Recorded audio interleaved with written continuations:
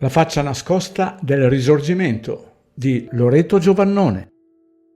Un saluto. Chi segue Canal 104 Plus è al corrente dei due video dal titolo Il lato oscuro del Risorgimento 1 e 2, che ho realizzato grazie alla testata Come Don Chisciotte per gentile concessione del grande cacciatore di documenti originali Loreto Giovannone. Lo abbiamo ripetuto parecchie volte. La storia è stata scritta dal vincitore. Significa che ci hanno e ci insegnano sempre solo quello che vogliono, mentre la verità viene inesorabilmente camuffata se non travisata o nascosta in tutti i campi. Vedi ad esempio il mio video Perché non accetto i governi, dove fra le tante fandonie che studiamo sui libri di scuola si scopre che il senatore McNamara riguardo all'incidente del Golfo del Tonchino ha detto che è stata una menzogna. Ieri 17 dicembre 2025 ho avuto il piacere di incontrare chi ha raccolto tutti i documenti storici, Loreto Giovannone, e oggi è mio desiderio promuovere la sua preziosa opera, La faccia nascosta del Risorgimento. È una straordinaria e ordinata raccolta di documenti ufficiali che mostra la faccia nascosta e feroce della storia d'Italia, i crimini commessi da eroi risorgimentali ai danni delle popolazioni meridionali, colpevoli di non volersi sottomettere alla conquista dei Savoia.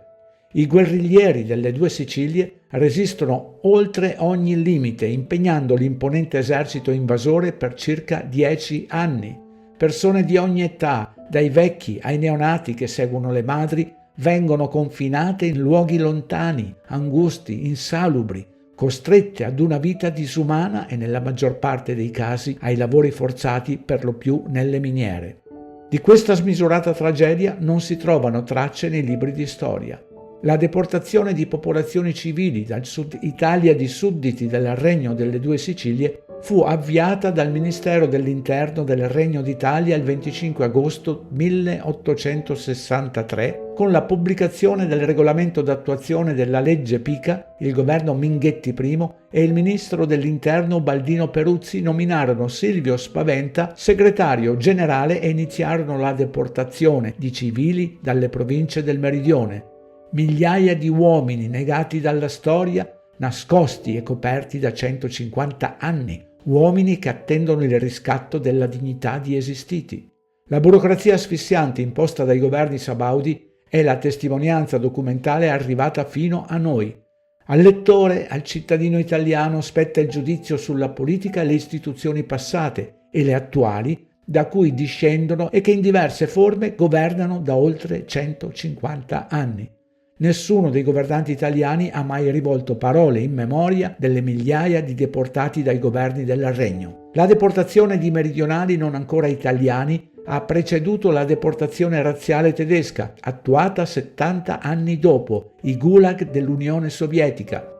Gli storici italiani non vogliono ammettere l'immane tragedia, il crimine contro l'uomo di una intera classe politica e militare.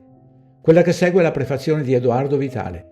I guerriglieri delle due Sicilie resistono oltre ogni limite, impegnando l'imponente esercito invasore per circa 10 anni. Ma il segno più forte sulle sorti del crudele conflitto lo lasciano le violenze contro le popolazioni, che si presentano anche in una nuova forma. Non paghi di tenere sotto minaccia familiari e amici dei combattenti, gli occupanti passano a una misura terribile che si rivelerà decisiva per le sorti del conflitto e per il consolidamento della pace sabauda.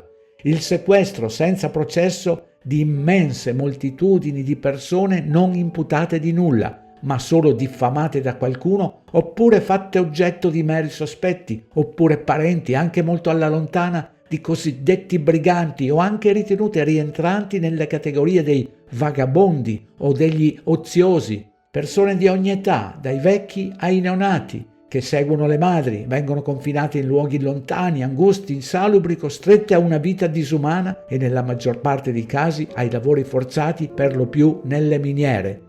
Nelle narrazioni degli storici di professione di questa smisurata tragedia si trovano per lo più cenni parsimoniosi e fugaci. Per chi fosse interessato potete contattare direttamente lo scrittore attraverso la mail che leggete nella descrizione del video.